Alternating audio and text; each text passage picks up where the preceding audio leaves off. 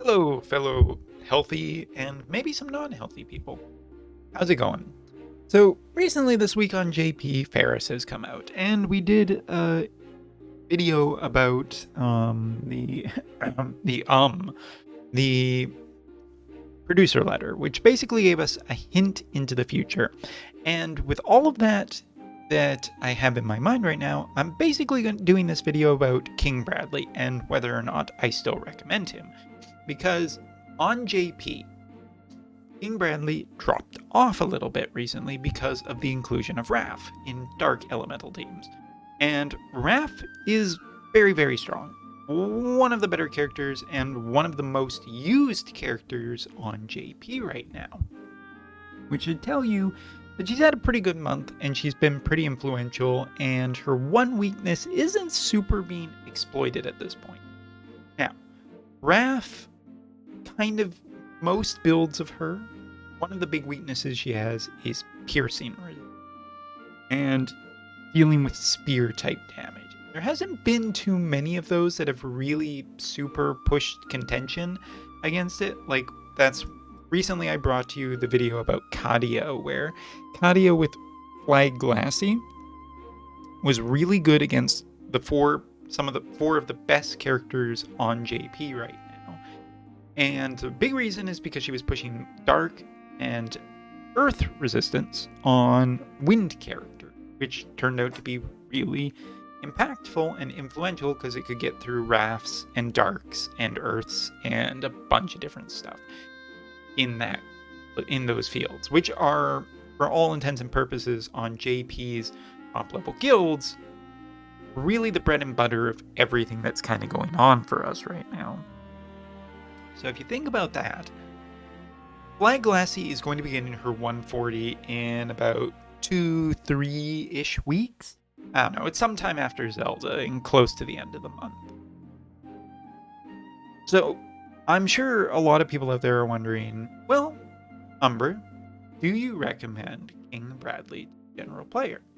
And the answer is that, just like Sephiroth, there aren't many characters in this game that are considered to be must-pulls. And to be fair, Sephiroth probably isn't even a must-pull for everyone, because in general, like, while Dark is just one of the easiest elements to get into for new players, there are players who are established and just don't play Dark, so why would they want a Dark character most of the time?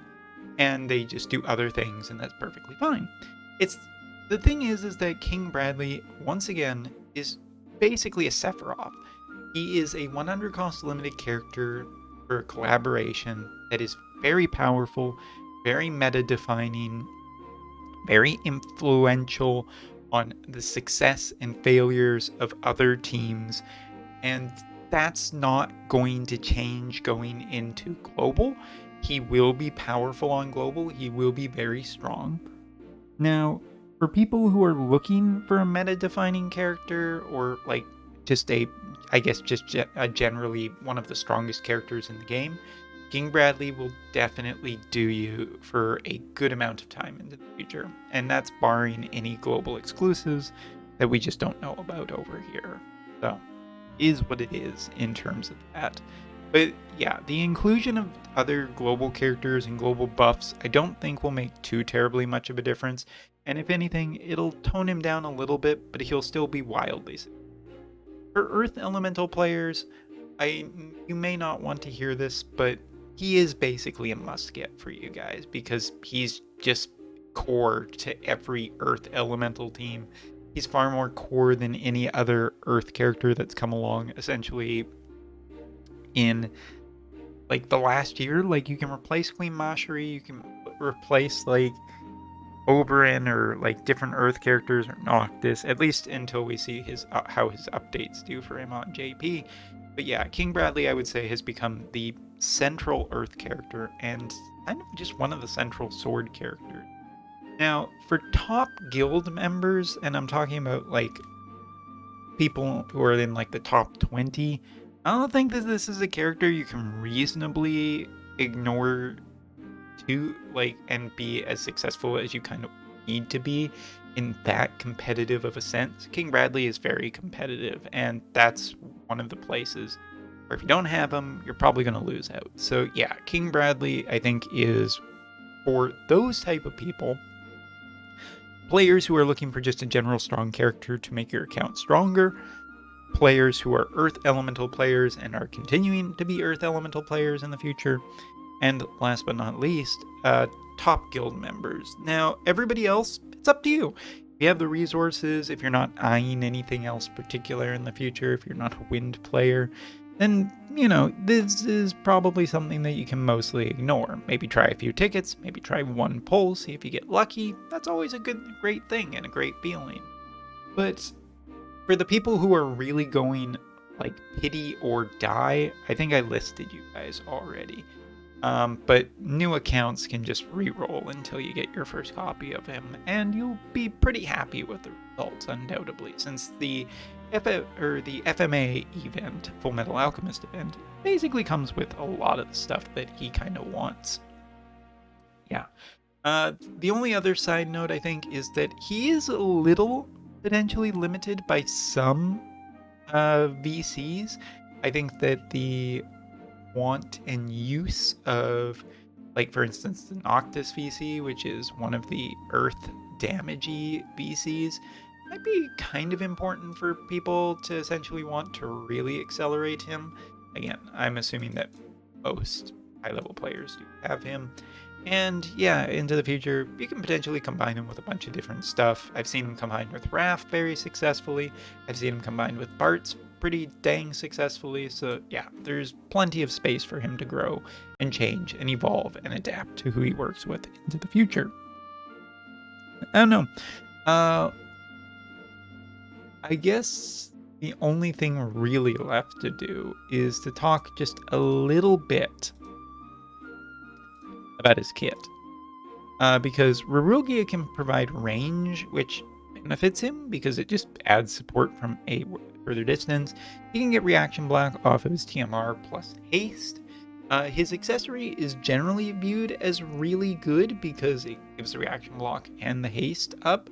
And I've seen it used on multiple characters in multiple competitive senses over on JP. But his main kit, just the chance to ignore fatal damage, the CT increases from people trying to kill him and him just attacking. And also, you just look at his other things of the resistances he can give, his preemptive counter and whatnot.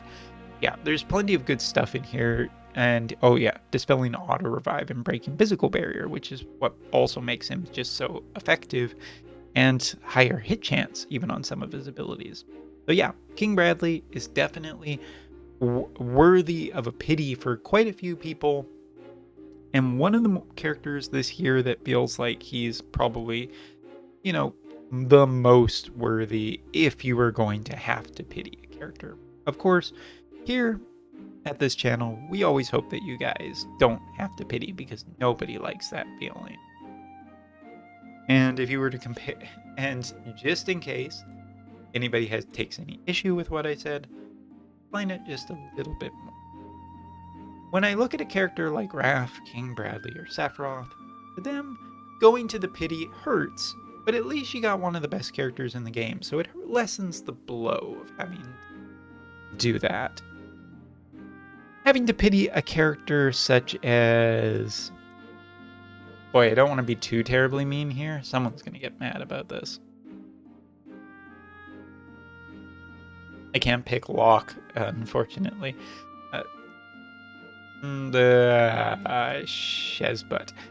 Schnack. I don't think anybody will be too mad about that character. I didn't think this through really well before I started recording this character. While... Like, if you had to hard pity this character, it feels way worse. And there's a spectrum of characters, right? Of the most feels bad to pity versus the least bad to pity. Like a limited 100 cost character that's at the top of the meta and top of the use charts and everything like that, you could do a hell of a lot worse for pitying. Anyway, hope that helps. And Full Metal Alchemist will soon be out of the way, and then we'll be talking about Wingstern enough. See how JP shifts, twists, and turns in the future. Thanks for watching. And if you made it to the end of the video, let me give you a little bit of a bonus today. I just watched Ant-Man Quantumania of, I don't remember the entire title. That was really not good. Anyway, see ya.